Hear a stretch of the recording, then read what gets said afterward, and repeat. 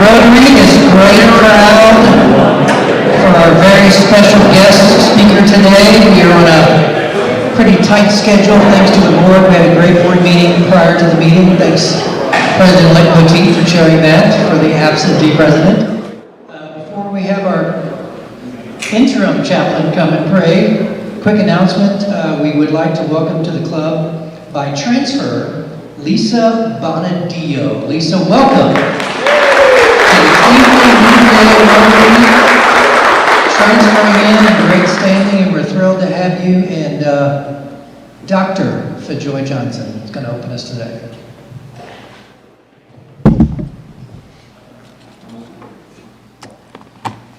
Pastor Jimmy's out today, so he's asked me to step in for him for scripture reading and prayer. The passage I have chosen comes to us from the Gospel of Matthew, chapter 5, verses 14 through 16, the word of the Lord this morning. You are the light of the world. A city on a hill cannot be hidden. Nor do people light a lamp and put it under a basket, but on a stand it gives light to all in the house. In the same way, let your light shine before others, so that they may see your good work and give glory to your Father who is in heaven. Would you pray with me this afternoon? Dear Heavenly Father, we gather today in the spirit of fellowship and service. Our hearts are full of gratitude towards you. We thank you for the opportunity to come together to serve our community and make the world a better place. May our actions today honor you and bring joy to those who we serve on a daily basis. May your favor shine upon us as we work together to create hope in our community. In Jesus' name I pray. Amen. Would you join me in the Pledge of Allegiance? I pledge allegiance to the flag of the United States of America and to the republic for which it stands, one nation under God, indivisible, with liberty and justice for all. Thank you, Dr. Johnson. As our Sergeant at Arms is coming, I can't help but take a minute and brag on the Rotary Gala. How about that? So many people helped the Gala committee, chaired by Zach Brooks. Just a fantastic turnout. Record-breaking. Tim, did they announce it at the board meeting? Is it okay, Tony? Yeah. $78,850. The largest ever made. For all these great projects that we worked on in the city, Sergeant Andrew Dinsmore. Thank you, sir. Well, we've got a big program today. We're going to do guests first, and then announcements, and then we've got the private team like that. So, we got into that? Okay. We'll start with Good afternoon. I have President as new counterpart in Middle Tennessee with me here today, Jared DeBoer.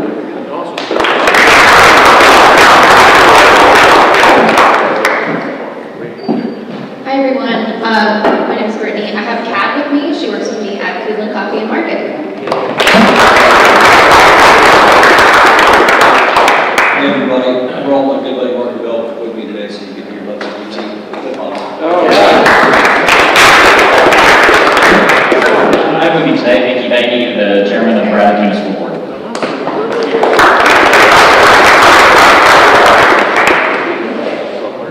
I've got the honor of having my father with me today, Joe Reed.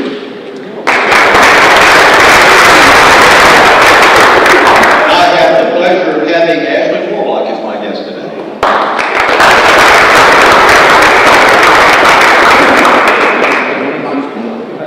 You know he's not sitting with me, Brian Redwell.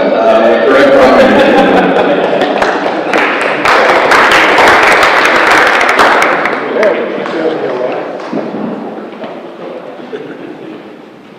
I have as my guest Robert Marnell. Robert is the Director of Planning, I want to make sure I got this right, in Community Development for the City of Cleveland. So, welcome.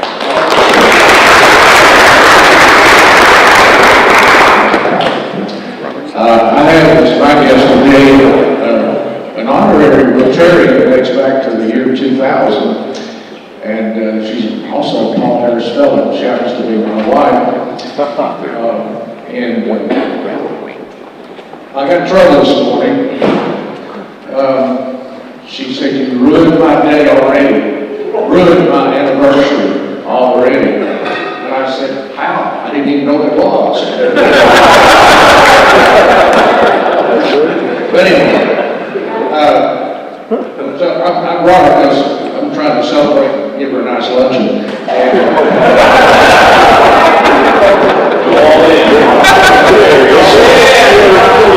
Nothing was too good, because we're celebrating 60 years.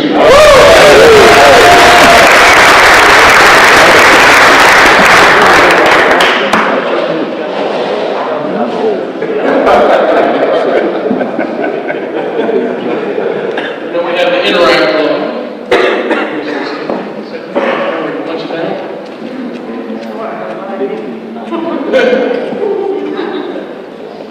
Hi, my name is Nicole, and I am your Brian, the representative, Interact sponsor from high school, and I love these students that are here today. So, thank you guys. Do we have any brag books or club announcements before we get to the program? No, it's not. So we have to go, so we're all cheered up. Thanks, Andrew. So real quick, the next couple of weeks, next week I've got Jared Millsaps coming with Genoa Hospital. You guys may know him. He is a member of our club. And then, I don't know if you know this or not, but Cleveland High School has a pretty good girls wrestling team. As a matter of fact, I think they've won a couple state championships and maybe have a world champion on their team. So Josh Hoskins will be here following week after that and bring a couple girls with him. And I'm going to sit far away so they don't beat me up. So really excited today to have Bob Kesling. I was telling Bob over on the side, I remember being at a UT game when I was a kid, looking down and seeing him doing his reporting from Jefferson Pilot on the sideline.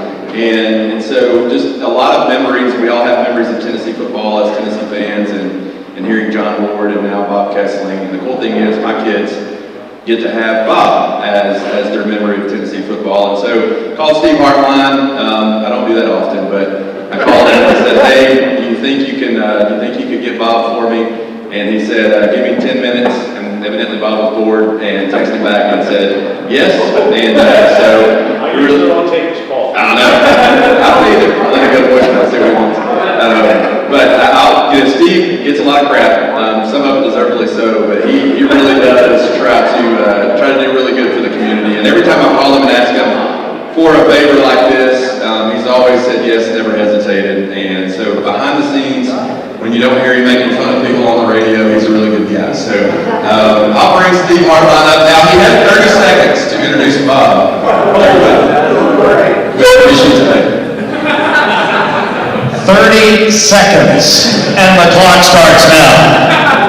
Good afternoon, everybody. Hey, I do have my friend Bob Kesling, the Voice of the Vols. We've been a Vol Network station for over 25 years. Quickly, Bob has been the Voice of the Vols for over 20 years. His association with UT goes back to 1972. He was a walk-on fullback on the 72 freshman team. He began his broadcasting career in 1974 when he was hired by a man by the name of John Ward as the film editor on the Bill Battle Show on the Vol Network, on the Vol Television Network.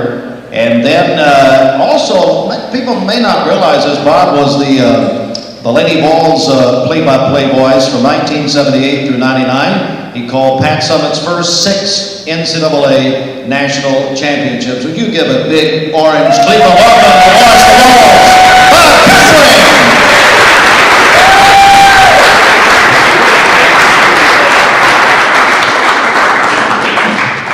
That has to be the shortest time that Hartline has ever spent with a microphone in his hand.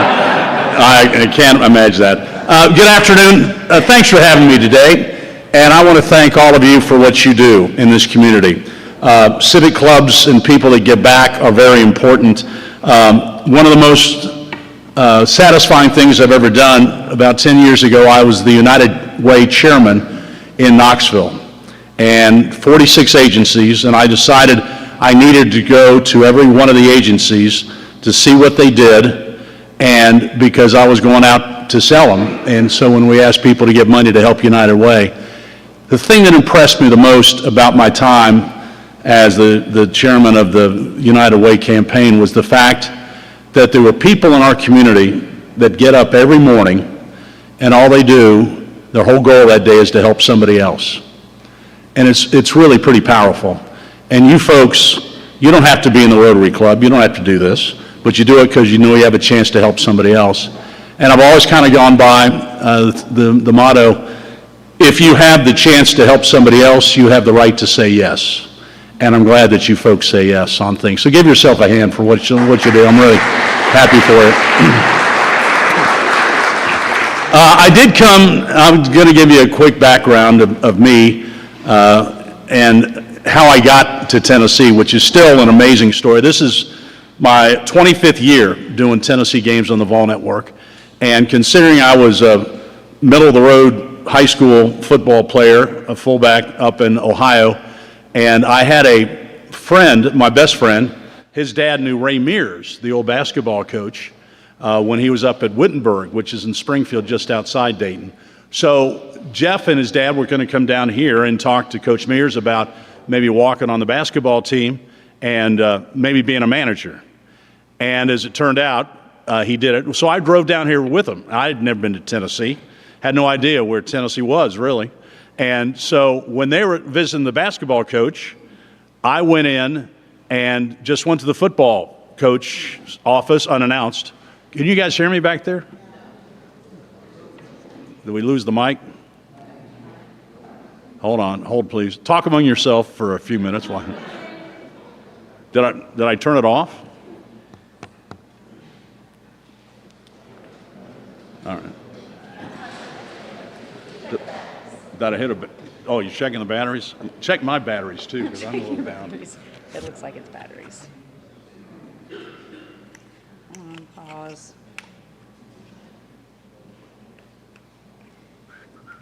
I feel like I'm a race car driver and I'm being judged on how fastly I can do this. Or how quickly I can do this.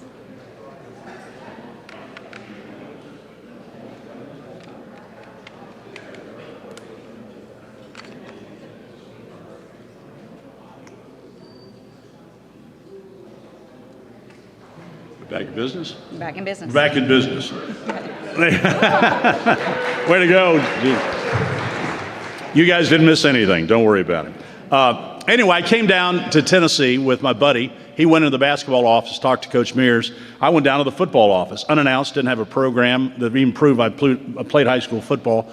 But Bill Battle was the most gracious, kind guy I'd ever met, and he walked me into his office and took me down and showed me some film and said if you can get in school, which I'm sure he didn't think I could, he said you could walk on the team at Tennessee.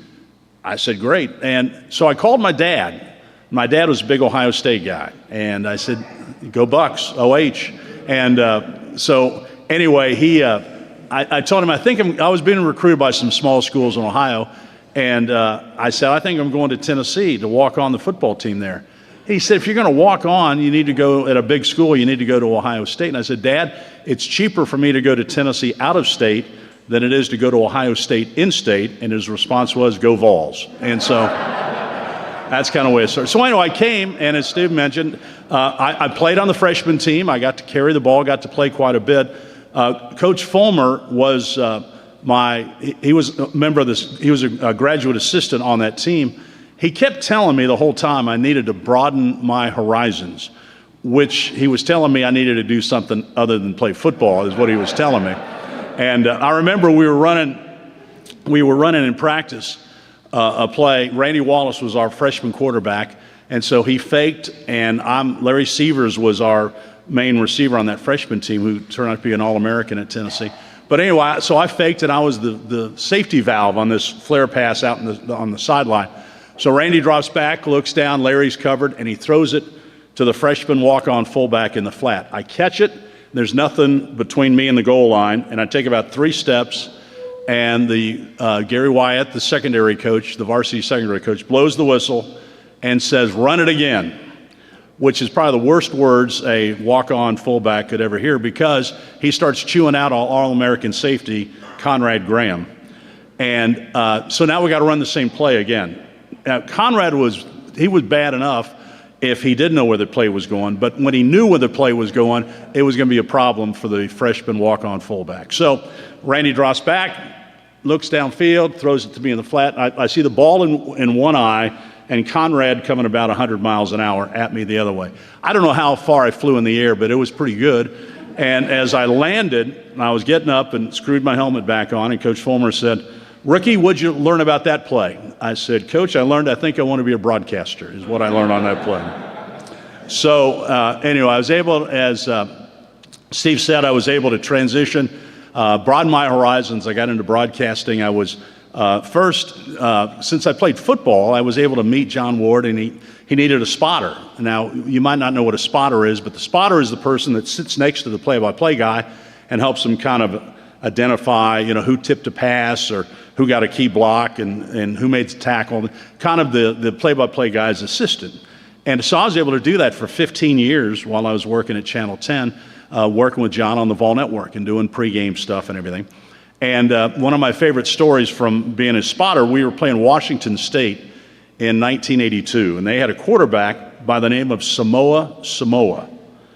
And we didn't know much about Samoa, except the fact that they said he could throw equally well with both hands. Well, there wasn't a lot of TV, hardly any TV back then, and we couldn't get a hold of a film. So John told me during warm-ups, watch this guy and see if he actually does throw with both arms. I said, okay, so I put the binos on him, and sure enough, he did.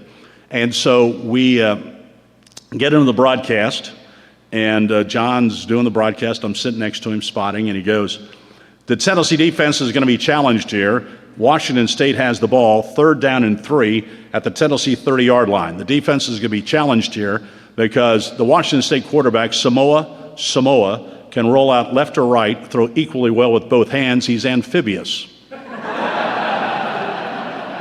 And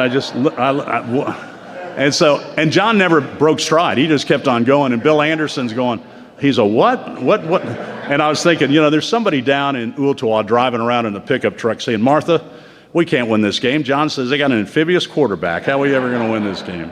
So I learned a lot with John sitting next to him.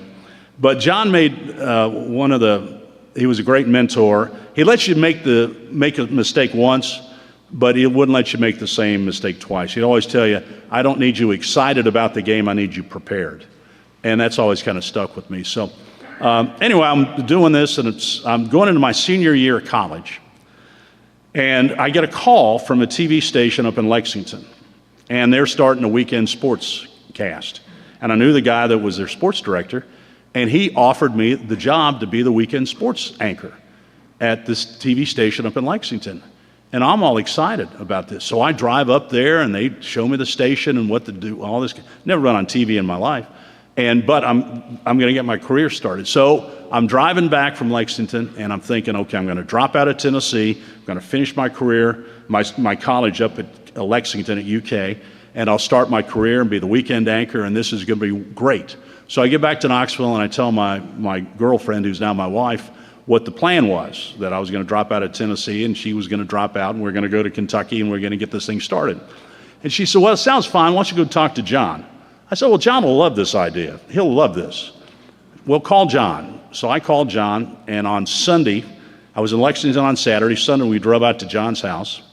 And he, John was a lawyer who never really practiced law, but he attacked most problems as if he was a lawyer. So I start telling him the deal. I'm going to do this. And he's writing his notes, and he's doing this kind of stuff. So I lay it all on the table, and I said, "So what do you think?" And he goes, "Are you crazy? Are you absolutely out of your mind? Why would you do this?" I said, "Well, it gets my career started." He said, "If you're any good, when you graduate, you're going to find a job, and you got the rest of your life to work. You need to enjoy your senior year. You need to stay here, finish your degree at Tennessee, and then find a job." And he said, "And besides that, if you've got the opportunity to get a degree from the University of Tennessee, why in the hell would you want one from Kentucky?" And I said, "You're probably right." So I stayed, and then I was able to transition to Channel 10 back in 1980. I've been so fortunate and so blessed in my career because a lot of guys in our business have to move around to different markets. I've been able to stay. Our kids never had to change schools. I stayed in the same place. I've done stuff for ESPN and CBS Radio and all these different things, and I've never had to move my family, and that was really important to me to be able to do that. So I take the job at Channel 10 in 1980, and I've never been on TV before when they hired me, and I still don't know why they did. So anyway, they sent me to New York before I even had my first sportscast on Channel 10. And we go up to the Marriott Marquis. I'm 26 years old. Go to the Marriott Marquis in New York. First time I've been in New York. We go to Gallagher Steakhouse. All these veteran, grizzled sports anchors from all over the country are there. And I'm sitting there not sure what the heck I'm doing. And now we go to this, the next day we go to this CBS Black Rock downtown. And so we go to their main headquarters, and they've got a room, and they've got 3 stools, and they've got a producer and a photographer, and I've got this script that says, "Hi, I'm Bob Kesling, watch Action 10 Sports and watch the NFL on Channel 10, this kind of stuff." But I'm so scared I haven't asked any questions. The door opens, and here comes Pat Summerall and Tom Brookshire, the #1 broadcast team at CBS. And of course, Pat had that voice of God. "Hello, Bob, good to see you." I'm talking like this because I'm so, I don't know what. So anyway, we get down there, we do these promos. "Hi, I'm Bob Kesling. I'm Pat Summerall. Watch Bob on Channel." And so it took about 10 minutes, and they leave. And I'm going, wow. And then John Madden comes in, the door opens. Here comes John Madden and Dick Stockton. And Madden's doing all the booms and the bangs and throwing me around. "Hey, Bob, good to see you," this guy. And so we were able to do the promos, and we get about 10 minutes or so to ask questions, and they get up and go. And my head's spinning now. And so the producer says, "We're done." She goes, "You really did a pretty good job. I think you're the youngest guy here. How old are you?" I said, I'm 26, just turned 26. She goes, "Wow, well, that's pretty good for being that young. How long you been in the business?" I said, "About 30 minutes is what I'm, about 30 minutes. But she taught me a valuable lesson. A lot of times it's really great to tell people that they are doing a good job. And people that work for you, you probably don't tell them enough they do a good job. It's amazing. Nobody's ever been hurt by a thank you note. So tell the people that work underneath you that they've done a good job, and I think you'll see a lot of productivity from those folks. That producer at CBS really helped me. So I'll tell a couple of other quick stories that I enjoy. I hope you do, but one of them, you have to learn when you're on television and you're doing radio that you got to be quick on your feet. And you're going to have stuff thrown at you that you have no idea how to handle it sometimes. So I'm working at Channel 10, 1985, and the sales guy comes up to me and says, "Bob, we're thinking about doing a promotion. And it's going to be called I Beat the Best. And we're going to do it with the Knoxville Journal. And what's going to happen, you're going to fill out 10 football games, pick winners. And if you get all 10 right, then you're eligible for a trip to the Sugar Bowl."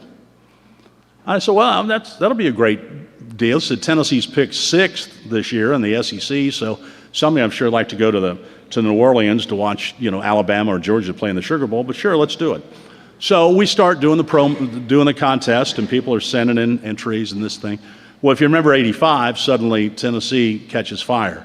Tony Robinson gets hurt, but we still beat Alabama, and we're marching into November, and we're going to win the SEC championship. And we're going to go to the Sugar Bowl, and we're going to play Miami. And you can imagine the entries then, because you couldn't get a ticket, if you folks remember, you veterans out there, if you remember, you couldn't get a ticket to the Sugar Bowl because Tennessee fans are going crazy. Now we got this big promotion, and we're going to give away 2 tickets to the Sugar Bowl live on Channel 10. We couldn't have asked for a better promotion if we had tried. So we had so many entries now that we had to pull a dump truck into the studio at Channel 10 to make this live drawing on the air. So we get Russ Bebb, who was then at that time the Knoxville Journal sports editor. He gets in the back of the dump truck, reaches way down, and pulls out the winner and hands it to me. And I said, "Here's the man or the person that's going to win the 2 free tickets to the Sugar Bowl, and it's James Sampson from Petros, Tennessee." Well, if you know anything about Tennessee, Petros, Tennessee, that's where Brushy Mountain Prison is. That didn't quite, at first it hit me a little bit. I'm thinking, Well, surely to goodness this will be somebody who works in a convenience store or something like that. But let's call him and get James Sampson on the phone and give him these tickets to the Sugar Bowl. Dial a number, ring, ring, ring. Brushy Mountain. Damn. Is James Sampson there? Yeah, he's here. Well, this is Bob Kesling on Channel 10. Can I talk to James? Not right now, he's in solitaire. I said, is there any way that maybe James could get out in time to go to the Sugar Bowl on January 1st? Not a chance in hell. Thank you very much. Have a good night. And Margie Iceland will be back with the weather in just a moment. So if you can survive that, you can survive just about anything. So I got to work for, after that, I survived that. I went on, then I was able to hook up, get on Jefferson Pilot and start doing the SEC game of the week. And then when John announced his retirement, I was really fortunate and blessed that Coach Dickey had the confidence in me to take over the Vol Network broadcasts. I remember the very first game I did 25 years ago against Wyoming in football. And I was nervous. I said, what am I thinking? I'm feeling, you want to be the next guy, don't you, after the guy that replaces the legend? But it was my school, and I was confident that if they canned me after one game, I'd be able to find another job. So I was able to take it, and I was really thrilled I got the opportunity. And so get the first game in, we beat Wyoming, I get the score right, get the commercials in, so that was terrific. And I get home, and my daughter, who at that time was a teenager, she had been to the game with a friend. And so she comes walking in, and of course she didn't even look up when I walk in. And I said, well, Allison, did you enjoy the game? Yeah, we enjoyed it. And she's on her computer or whatever she's doing on her phone. I said, did your friend enjoy the game? Yeah, she enjoyed the game. I said, you glad Tennessee won? Yeah, we're glad. Yeah, we were glad. Well, did you listen to the game? Yeah, we had a radio. We listened some. Well, how do you think old Dad did on his first game on the Vol Network? You didn't suck. I said, all right, thanks, Allison. I didn't want to press it too much further. I figured that's about the best I was going to get out of her that night. So anyway, Tim Priest and I, from then on, we just kind of had this thing that's, today, let's just don't suck. So we've tried not to do that all these years. But it's been a wonderful ride for me, and I've really enjoyed it. And, I've had different coaches. All the coaches are basically the same, because you got to have some skill and some ability to get to be a head coach at this level. But the real ability you need to have is, can you keep it? Because these jobs start spinning really fast. And if you don't delegate and you don't have a good CEO mind, sometimes these things get away from you. A couple of quotes. Derek Dooley once told me, he said, now, Bob, remember, when you get in these situations, it's not about the money. It's always about the amount of money. That's a true statement. And I remember also Jeremy Pruitt. We were doing his first show after he won a game at Tennessee, and we were taping the segments, and so we get to the first break, and it was a night game, and so Florida and Kentucky were playing at that night, and we're playing Florida the next week. And so somebody in the back of the room says, Coach, Kentucky's beating Florida. And Coach Pruitt goes, well, I predicted that. I said, you did? Yeah, Florida's no good. They're just no good. I said, well, that bodes pretty well for us next week, doesn't it? I wouldn't think so. So you're dealing with different coaches, and you get through it, and you do what you can. But I've just enjoyed every single game, and if you can't get excited when that tee opens and the players run through that tee on Saturday, you got to do something else. And I've just really enjoyed it. I've also enjoyed Coach Barnes and the basketball team. I think we're really good. I really do. And I think we're getting better. Coach Barnes keeps preaching we need to be better. And Zakai Ziegler has figured it out as a point guard. And he's running this team and getting open shots, and we got to score when we need it, and Dalton connect. He's not afraid to take a shot.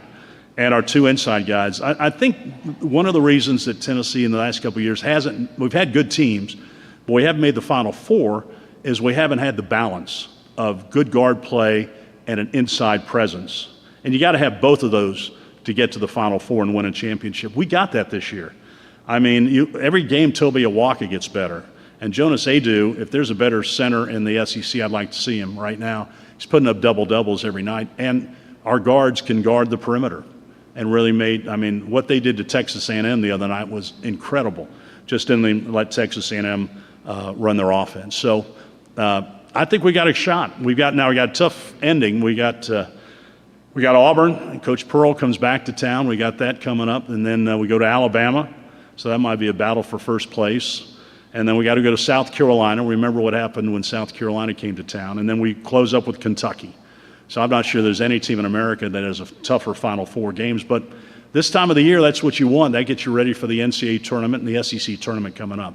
But Coach Barnes has just done a tremendous job. He just won his 800th game.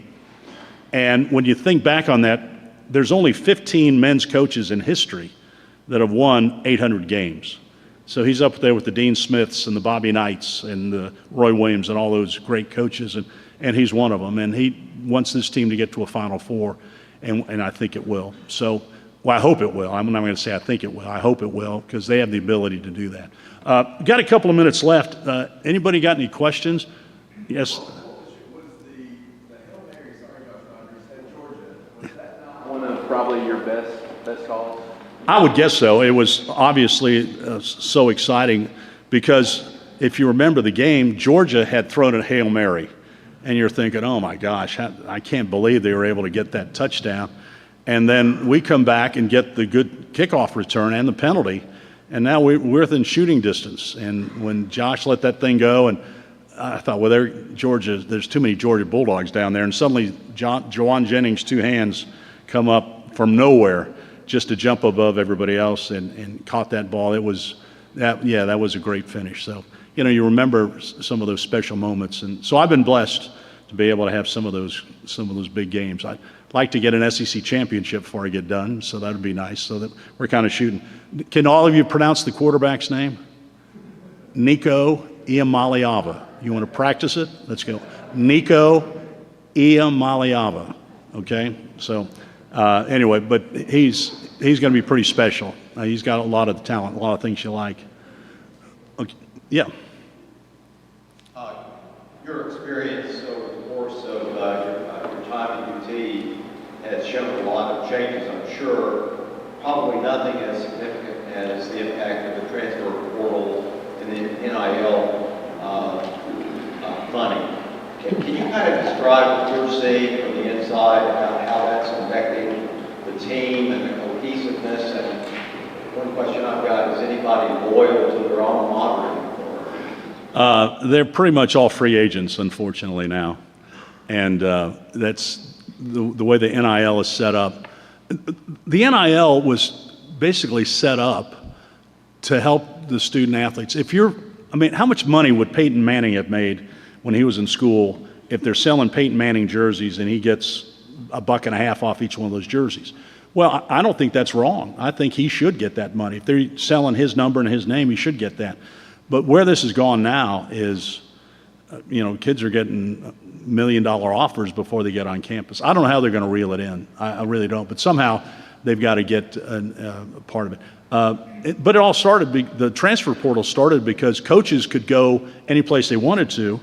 And everybody says, well, a kid is recruited to that school. Well, no, most in basketball especially, most kids are recruited to their coach. And they want to play for their coach. And if that coach leaves, well, those guys are stuck at the school they're at because of the NCAA rules. So the transfer portal, I think it is a good thing. If your coach leaves, you should have the chance to leave and pick a new school and go play for a coach you want to play for. But there was one basketball guy this year. This was his 7th year of college basketball, and he played at 7 different schools. And I don't know how that's beneficial for him or college basketball. So, what I've always said, though, about this situation, everybody thought when the forward pass came into play, that was the end of college football as we know it. When they started giving out athletic scholarships in the 50s, that was the end of college football as we know it. When Title IX came in, all the money's going to go into girls volleyball, and it's going to ruin football. Well, we survived that. We will survive the transfer portal and NIL stuff. I don't know how, and I don't know how long it's going to take to get it, but they'll figure it out, and college football will keep going. But I think it is a concern because nobody knows where it's headed right now. Question. Yes, What's ma'am. your reaction to last year's Alabama game? Not this year, but last year. I was going to say, this year's Alabama game? At home. It was one of the greatest spectacles I'd ever seen. One of the greatest moments, and just the emotion that burst out of all the Tennessee fans when that field goal, I still don't know how it got over the crossbar, but somehow it got over the crossbar and they beat it. My daughter, my two grandsons, and my son-in-law were at the game. And George and Jack at that time were 8 and 6, and they were having a hard time seeing the game. And so they were jumping around on bleachers and stuff, because everybody was standing up the whole game. They're jumping around, and they're trying to look in between people to see what's going on. And so now McGrath comes out, kicks the field goal, the game-winning field goal. People are going berserk, and my daughter looks over, and George, the 6-year-old, is gone. She has no idea. He might be on the light tower as far as she knows. She's looking around, and she panics a little bit, and she looks across the aisle, and about 4 seats down, George is on the shoulder of this guy, and they're jumping up and down and high-fiving each other. And I go, Allison, did you even know who that guy was? She said, I'd never seen him before in my life. But he saw George trying to see the game, the end of the game, and he said, young man, this is a play you're going to remember the rest of your life, and I want to make sure you see it. And he picked him up and put him on his shoulders. Isn't that a great story? And there were stories like that all over the place. It was just one of the most incredible moments in Tennessee history that I was just glad I was a part of. And I know everybody here will carry that game with them for the rest of their lives. Anybody else? Yeah. So, through kind of your job and like your family at Game Forum, what is like the connection that you've made meant to you in your career as a person? I didn't get the first time, sorry. Sorry. Working at UTK, what you have, what are the connections that you've made and like kind of the family you've built in your community? Yeah, you do develop a bond with the players, and it's so great when they come back and you get to see them. You know, when you get to see Peyton or Jason Witten or Peerless Price and the guys come back, and you do develop a bit of a bond with them. And it's fun to see them when, like Admiral Schofield just had his first baby, and so he's all excited. And so to see them grow from just guys that have a hard time putting a sentence together to when they get done, they're mature young men that are ready to tackle life. That's one of the best things about what I do, just a chance to be around the guys and talk to them. And you know, there's a bond that you have with sports. I don't care what sport you play, and whatever teammates, they're going to be your teammates for life, and that's pretty special. Yep. What's it been like having Pat Ryan in the booth with you the last couple of years? Pat is, you know, Tim Priest, who was also a graduate assistant in 1972 when I played. Tim kind of carries his emotions on his sleeves, and he only broke about 3 headsets when we were, you know, throwing him down when the defensive back would get beaten on a play and things like that. But Pat, you know, he's a quarterback, and quarterbacks are different. There's a calmness to quarterbacks, but he sees stuff on the field. And what I really enjoy, I learn a lot of football on Fridays when we go meet with Josh Heupel, because Pat will be asking him stuff. Of course, Heupel won't give him anything on his offense, how it works, or how he calls the plays. But Pat can say, now you set this play up because you did this, this, and this. And Coach Heupel says, well, yeah, that's right. That's how we did it. You know, Pat played in the NFL for 14 years, so he knows football backwards and forwards. And so I really enjoy Pat. I really enjoy, it's a different style than Tim. You know, Tim was just so upbeat, and Pat's more, let's see what's going on and figure this stuff out. But I really enjoy Pat, and I think he does a great job. Are we done? Anybody else?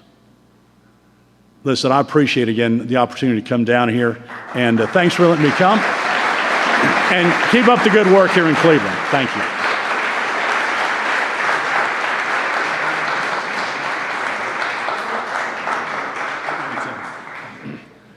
I've got a 2:30 meeting that I have to be at. Can I make it? No, I'm going to try. So anyway, I'm going to leave a little early. But thanks for having me today, and I appreciate you. Thanks so much. Thank you.